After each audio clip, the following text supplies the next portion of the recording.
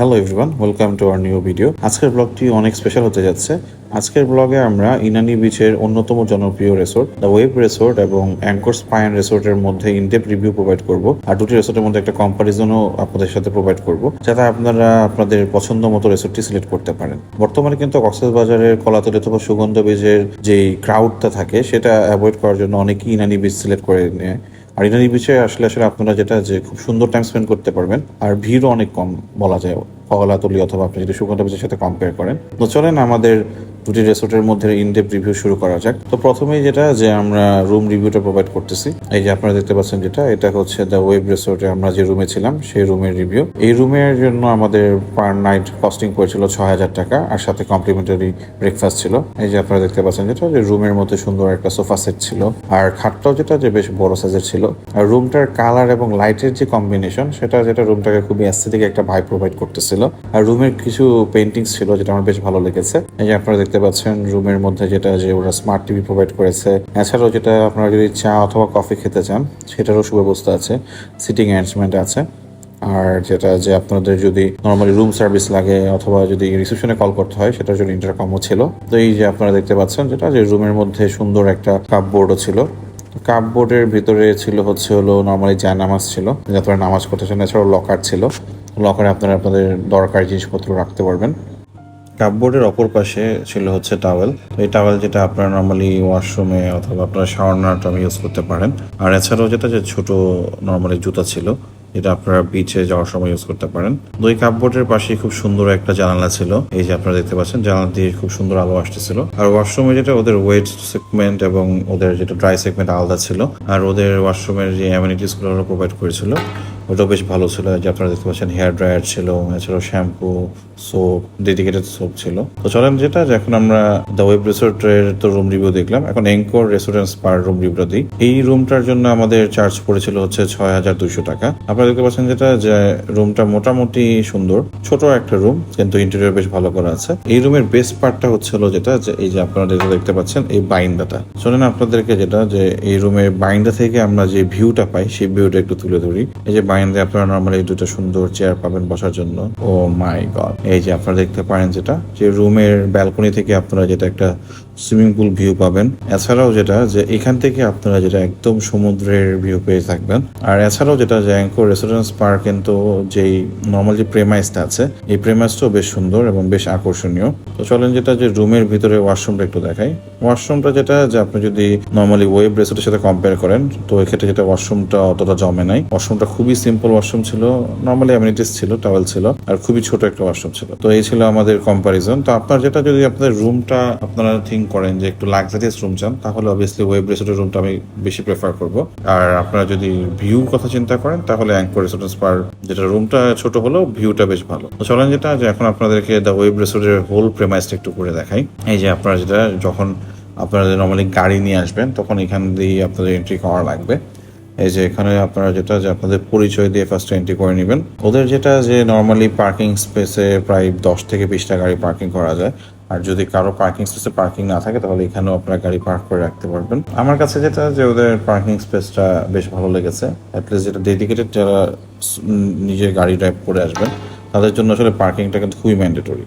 তো চলেন যে ওদের পার্কিং স্পেসের পরে ওদের রিসেপশন এরিয়াটা আপনাদের একটু ঘুরে দেখাই। ওদের রিসেপশন এরিয়াটাও যে মোটামুটি নিট অ্যান্ড ক্লিন ছিল, সুন্দর অনেকগুলো সোফা ছিল বসার জন্য, ওয়েট করার জন্য। আর ওরা যে নর্মালি রেস্টুরেন্টে এন্ট্রি করার পরেই নর্মালি ওয়েলকাম ড্রিঙ্কস প্রোভাইড করে। চলেন আপনাদেরকে হোল প্রেমাইসটা সেকেন্ড ফ্লোর থেকে ঘুরে দেখাই। এটা বেসিক্যালি ওদের রিসোর্টের যে মেইন এরিয়াটা। এখানে আপনারা যে ওদের প্রত্যেকটা ভিলাই কিন্তু রুমগুলো ভিলার মতো আর কি, অনেকগুলো ভিলা ওদের। আর এটা ওদের থার্ড ফ্লোরের যে রেস্টুরেন্ট ওদের, ওই রেস্টুরেন্ট থেকে এখানে ভিউটা। আপনারা দ্য ওয়েব রিসোর্টের যে অবস্থানটা সেটা এখান থেকে খুব ইজিলি বুঝতে পারবেন যে সি পার্ল রিসোর্টের ঠিক পাশেই দ্য ওয়েব রিসোর্ট। আর এখানে যে 3 তলার যে ওদের রেস্টুরেন্টটা সেখান থেকে কিন্তু আপনারা পুরো সমুদ্রে একটা প্যানোরামিক ভিউ পেয়ে থাকবেন। এই যে আপনারা দেখতে পাচ্ছেন যে নর্মালি ইনানি ঘাটের যে জেটি ঘাট সেটার পাশেই কিন্তু দ্য ওয়েব রিসোর্ট। আর এটা ওদের থার্ড ফ্লোরের রেস্টুরেন্টটা। ওদের এই রেস্টুরেন্টটা বেসিক্যালি সি ফুডের জন্য ওরা এটা সেগমেন্ট করে রেখেছে। আপনারা এখানে আসলে অনেক ধরনের সি ফুড বারবিকিউ পেয়ে থাকবেন। আর এছাড়াও চাইনিজ ফুড খেতে হলে কিন্তু আপনাদের থার্ড ফ্লোরে আসা লাগবে। আর ওদের কিচেনটা যে খুবই নিট অ্যান্ড ক্লিন, আর ওদের কিচেনটা কিন্তু লাইভ কিচেন। সো আপনারা যেটা এখানে লাইভ ফুড সিলেক্ট করে এখানেই আপনাদের সামনেও রান্না করে দিবে, সেই খাবার খেতে পারেন। এছাড়াও যে আপনারা দেখতে পাচ্ছেন যেটা যে রাতেবেলা বারবিকিউর স্পেশাল অ্যারেঞ্জমেন্ট আছে। এই পাশটাও যেটা যে সুন্দর বসার জায়গা আছে। আপনারা যেটা দেখতে পাচ্ছেন এই পাশ থেকে কিন্তু যেটা আপনারা একটা হিল ভিউ পাবেন, আর এই পাশে হচ্ছে সি ভিউ। সি ভিউটাই বেশি প্রেফার করিয়েছি আমি। এছাড়াও যেটা যাদের হিল ভালো লাগে তাদেরও ওই পাশটা ভালো লাগবে। আর এটা হচ্ছে ওদের সেকেন্ড ফ্লোর। সেকেন্ড ফ্লোর থেকে আপনারা এরকম একটা ভিউ পেয়ে থাকবেন। এখানের ভিউটাও বেশ সুন্দর। সেকেন্ড ফ্লোররা বেসিক্যালি ডেডিকেটেড করে রেখেছে হচ্ছে বাংলা খাবার খাওয়ার জন্য। এই যে আপনারা এখানে বসে বাংলা খাবার ইনডোরে অ্যারেঞ্জমেন্ট অনুযায়ী খেতে পারেন। আর এছাড়া যেটা আউটডোর ওদের অ্যারেঞ্জমেন্ট আছে আপনারা দেখতে পেয়েছেন।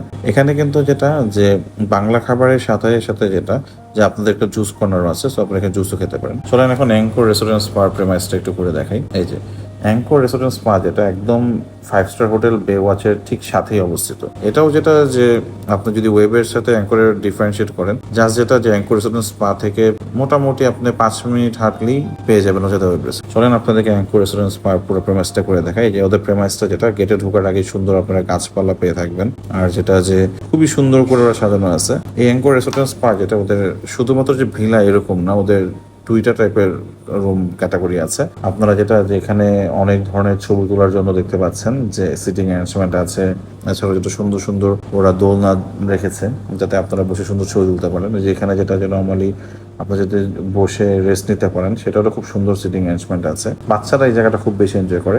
আর এই যে আপনারা দেখতে পাচ্ছেন যেটা যে শিমুল ঝিনুক যেগুলা, এগুলো হচ্ছে প্রিমিয়াম ভিলা, যেটার হচ্ছে হলো 10K করে ওরা প্রাইসিং করে। আমি আসলে এই ভিলার সাথে কম্পেয়ার করবো না, আমি যেহেতু 6200 টাকার যে রুমটা ছিল সেটার সাথেই ওয়েবের কম্পেয়ার করতেছি। তো আপনারা যেটা দেখতে পাচ্ছেন এটা হচ্ছে ওদের পাথওয়ে। এই পাথওয়ে ধরে আপনারা নর্মাল লাগাতে পারেন। আর এই যে আপনারা যে বিল্ডিংটা দেখতে পাচ্ছেন দোতলা 3তলা, এটা হচ্ছে বেসিক্যালি ওদের রুমের যেটা টাওয়ার বিল্ডিং বলা যায়, যেটাতে আমরা থেকেছিলাম। সেটা যারা প্রাইসিং পড়েছিল হচ্ছে 6200 টাকা। এই রিসোর্টে যেটা যে আপনারা নর্মালি অ্যাক্টিভিটিস হিসেবে যেটা বাচ্চাদের জন্য কিডস জোন আছে, এছাড়াও যেটা যে সুইমিং পুল আছে, যেখানে আপনারা খুব সুন্দর করে সুইমিং করতে পারবেন, এটা একটা ভালো দিক। এই রিসোর্টে আপনারা আসলে যেটা যে এটা হচ্ছে ওদের সুন্দর রিসেপশন এরিয়ার যাওয়ার জন্য যেই পাথওয়ে। ওদের রিসেপশনটাও যেটা যেহেতু ইকো রিসোর্ট, রিসেপশনটা খুবই সুন্দর কাঠের কারুকাজ করা।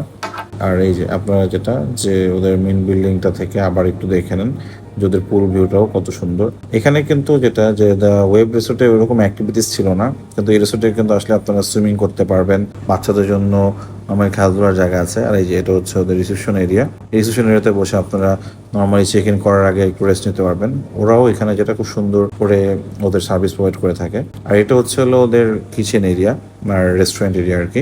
ওদের রেস্টুরেন্টের নাম হচ্ছে ওশিয়ান কিচেন। এই রেস্টুরেন্টটাও যেটা খুবই সুন্দর।